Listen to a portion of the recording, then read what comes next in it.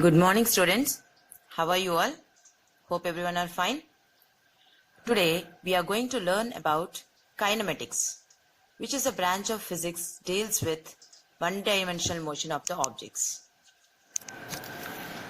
In that, rest and motion, a body is said to be at rest if it does not change its position with respect to its surroundings. If a body changes its position with respect to its surroundings, then the body is said to be in motion. Let us see an example. Suppose a book is lying on a table. The book is at rest with respect to the surroundings. But the earth is revolving round the sun. Therefore, anything lying on the surface of the earth is also in motion. We can thus conclude that the book is in motion with respect to the sun. Let us suppose a person is traveling in a train and he passes by another person standing alongside the track. The person standing along the track will see the person and everyone else in the train as being in motion. But all the persons sitting in the train will be stationary with respect to each other. So, from the above examples, we can understand that an object may be in motion with respect to another object, but may be stationary with respect to a third object.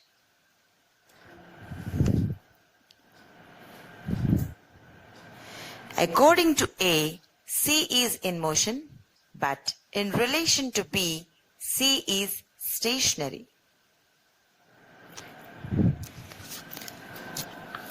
Students, till now we studied about how can we decide the objects are under rest and motion. Now, if the objects are under rest, we are not going to discuss anything about it. If the objects are under motion, we are going to find out how the path of the objects is going to be changed. Let us look at motion and its types. Before entering into the topic, we will discuss some things like uniform and non-uniform motion, time, speed, etc. Let us see the learning objectives of the topic.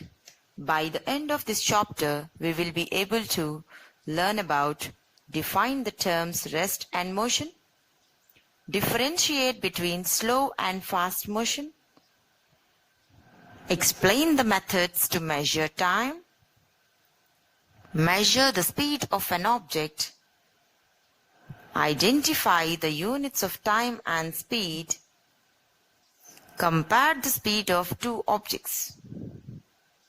Let us start. Before entering into the topic, we should know that what we know exactly and what do you know exactly, and let us know. Okay, children, let's start. We know that generally we see many examples of motion around us like birds flying in air, buses, autos, cars, bikes, moving on roads, trains on railway tracks, etc. Similarly, the objects like trees, buildings, electric poles, etc. appear as if they are in motion when we observe them from a moving bus, whereas the same objects appear at rest when we observe them while walking. Am I right, children?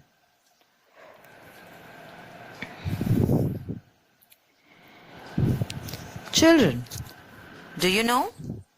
Let us answer the questions. How do we decide which object is moving and which one is at rest? Are these trees, buildings, electric poles, etc. really in motion or at rest?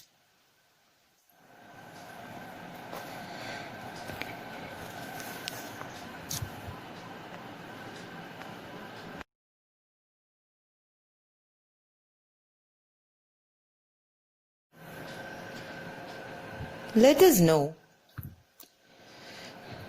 To find out the answers to these questions, we need to understand the terms motion and rest. Isn't it, children? Otherwise, we are unable to decide what exactly whether the objects are moving or under rest. Let us go for the deep discussion about it. To answer these questions and all, let us observe the conversation between two boys standing beside the road. Hey, I got a small doubt. What is the state of motion of the tree? It is at rest. What is the state of motion of the bicycle? It is moving. What is the state of motion of the boys on the bicycle?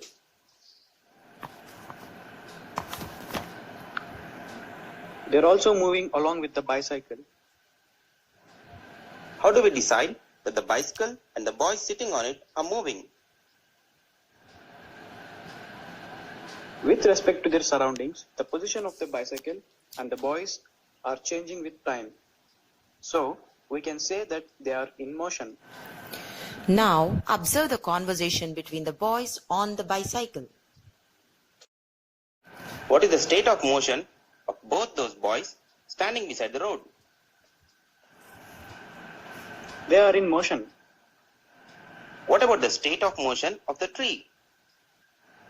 It is also in motion. What is my state of motion then? You are at rest. What is the state of motion of the bicycle we are riding? It is in motion. From the discussions, a body may be at rest with respect to one set of surroundings and the same time be in motion with respect to another set of surroundings. Thus, motion is relative to the observer.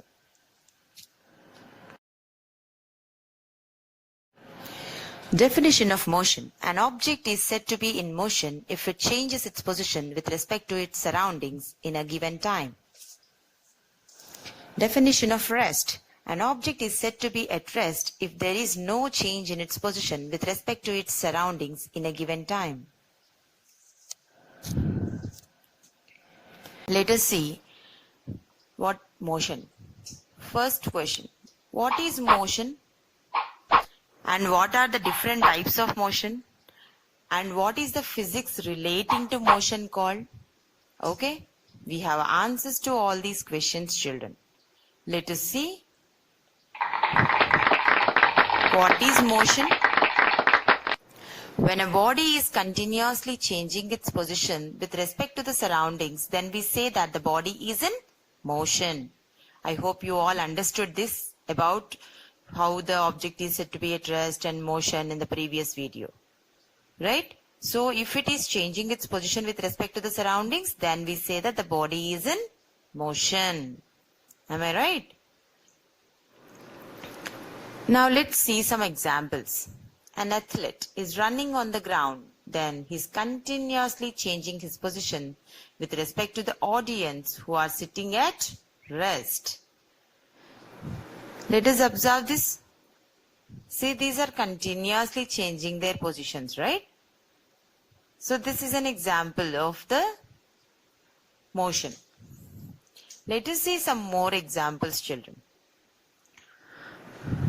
The next example is about we are continuously changing our position since morning till night with respect to the earth, which is at rest. See, we are doing lots of works and we are continuously changing our position with respect to the earth. Am I right? So this is also one type of motion. Let us see one more example.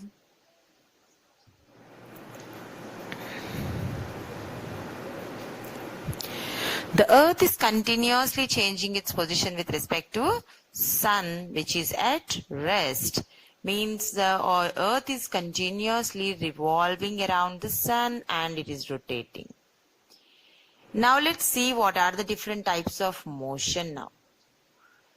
First one is about linear motion. When a body moves either in a straight line or a curved path, then we say that it is executing linear motion. Means if it is moving in a straight path or else a curved path. In that, first of all, let us see about the straight path. When a body moves in a straight line, then the linear motion is considered to be as rectilinear motion. So see these examples, children. For the rectilinear motion, the object are moving in a straight line. That means here ants are moving in a straight line or snails are moving in a straight line. Just an example. Okay, moving in a straight line. Got it? Now in this linear motion, there is one more type of motion, that is curvilinear motion. So when a body moves along a curved path, then the linear motion is called curvilinear motion. That means it is not taking a straight path, children. It is just taking a curved path of it. Okay. So while it is taking a curved path, the ball is thrown by a boy. See, this boy is throwing his ball into the goal basket. So here he's not taking a straight path. He's taking just a curved path around. Okay.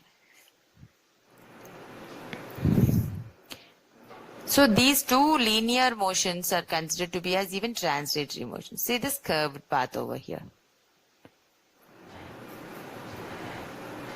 Now, let's see for the next types of motion, children. There are so many different types of motion. Let's see another type of motion now.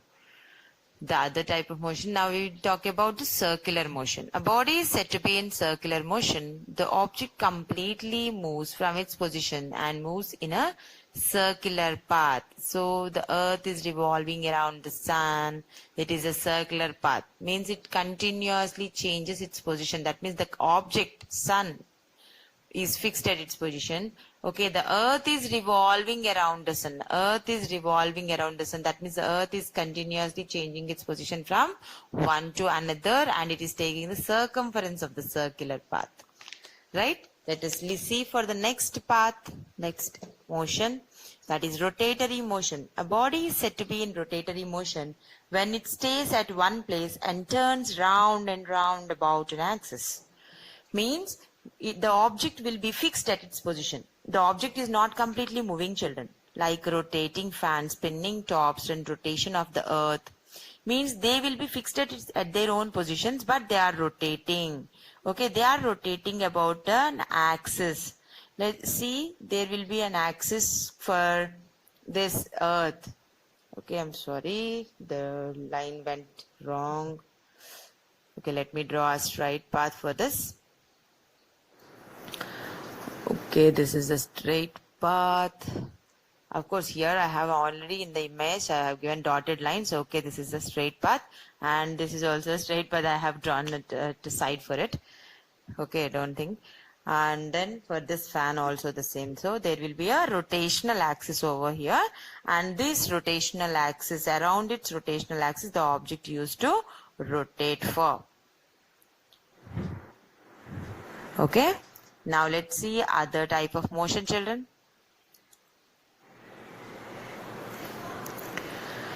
The next type of motion is oscillatory motion. A body is said to be in oscillatory motion when it swings to and fro about a mean position. Okay, for example, the pendulum clock or the swing. See here, these are just fixed at one end. The other end is just moving to and fro. The other end is moving to and fro. So this type of motion is considered to be as oscillatory.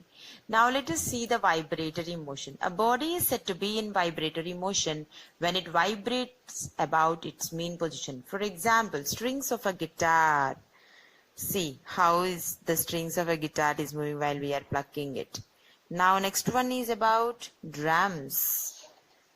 See, whenever we are going to beat the drum for, it is going to vibrate. So there are so many particles are going to be vibrated if you observe. Okay, this is what the vibratory motion we can say. The body is fixed at its position, but it is moving from its main position. Now, the other types of motion are the periodic motion. A body is said to be in periodic motion when the action of a body repeats after a particular time interval. For example, motion of needles in the clock, motion of the earth, that means motion of the earth and needles of the clock. Let us see. The girl is playing with a rope. The girl is playing with a rope. See, continuously it is repeating after a particular interval of time. So that is what it is considered to be as periodic motion. Even the needles of a clock also repeats after a particular interval of time continuously. So this will be considered to be as periodic motion. Am I right? Now let's see for the next type of motion, children. Obviously, it is contrary to this periodic motion, that is non-periodic motion. How are you going to define the non-periodic motion? A body is said to be non-periodic motion when the action of the body does not repeat after a particular time interval. After a particular time interval. So for example, earthquakes. See how the earthquakes occur, children? Whether it repeats or what? Of course it repeats. Am I right? But it doesn't repeat after exactly the particular time interval. Like suppose this year, this day, earthquake occurs, suppose. And the next year, the same day, earthquake will occur or what? No, right? So, and for the tsunamis also the same condition, children. Tsunamis also the same conditions. Okay. So, while we are taking the tsunamis also, we are talking about the tsunamis also the same thing. Now coming to the next type of motion, random motion. A body is said to be in random motion that if the path followed by the object does not have a particular way. Okay. So for example, motion of honeybee, motion of a person in the house, etc. are said to be in random motion. That means we don't know whatever the path followed by it. Now let us see the next one. That is, let us see the brief review about the types of motion just by watching this video, children. Let us see.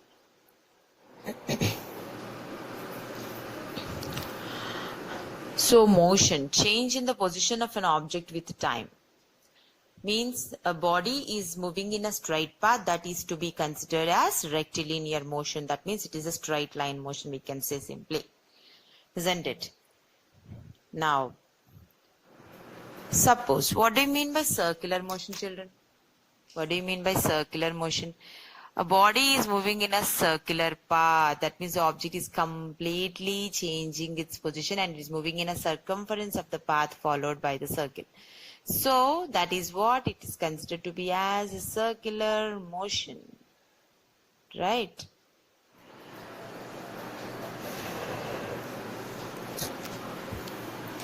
Now, motion along the circumference of the circle, it is going to happen like that. Now, let us observe these of the satellites which are revolving around the planets like Earth and all. So, now these are also under circular motion.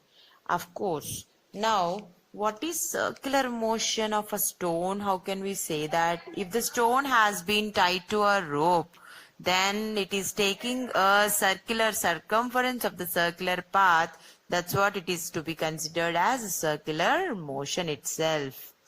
Now, let us observe the blades of the fan, children. I'm just only talking about the blades of the fan only. Not else the total fan, only the blades of the fan. If you see, there is a circular path which is followed by the blades of the fan. One position if you have taken, that will be followed as a circular motion. Now observe the next type of motion, that is rotatory motion, children. What's the difference between these two? Here, is it a circular motion? No way. Maybe you are getting surprised, ma'am. Before that you said that it is circular motion. Now you are saying that it is not circular motion. Here I am talking and considering this as a rotatory motion based on the axle of the fan. I'm talking about the axle of the fan. Here it is axle. Okay, so the axle is fixed at its one end and the fan base and the blades are rotating around it. Seems to be around it. See, this is the rotational axis. This is the rotational axis like this.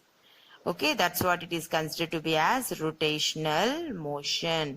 So motion of a body around a fixed line is considered to be as rotational motion. So this is the axis of rotation. Now, coming to the next point, there are so many examples of rotational motion and there are so many axles also. Okay, around the axle here this fan is rotating. That means if you see this axle you can understand, right? So these are all the examples of rotational motion. Okay. Now for some more examples, like earth is rotating, spinning top is rotating. Like this, there are several examples for rotatory motion, children. Now suppose let us take the stone which has been tied to a rope. Then of course it is following a circular motion. And not only that, from the center point it is revolving around the center point, right? That is what it is also following the rotational motion at a fixed point. That means at one end it is fixed, right? The rope is following the same path. The rope is having the rotational motion path. Okay, here there is a combination of circular motion and the rotational motion of the objects. So let us see the combination of the circular or rotational motion. Maybe you are getting confusion about whether it is a circular motion or the rotational motion. So the stone is in the circular motion and the thread or the rope is in the rotatory motion. We can easily simply say that because the thread is fixed at one end. Okay, the stone is completely moving like this, taking a circular path. So whenever it is taking a circular path, then we can say that it is a circular motion. Then axis of rotation, in the sense the object has been fixed at its position and then it is rotating about its own axis. Axis of rotation. Got it? I hope so. Now you are clear about the circular motion and the rotational motion. Okay, in the circular motion complete object moves, but in the axis of rotation it will be there itself and it used to rotate for, right? Now let's see that the next types of motions, like we have different types of motions still more. So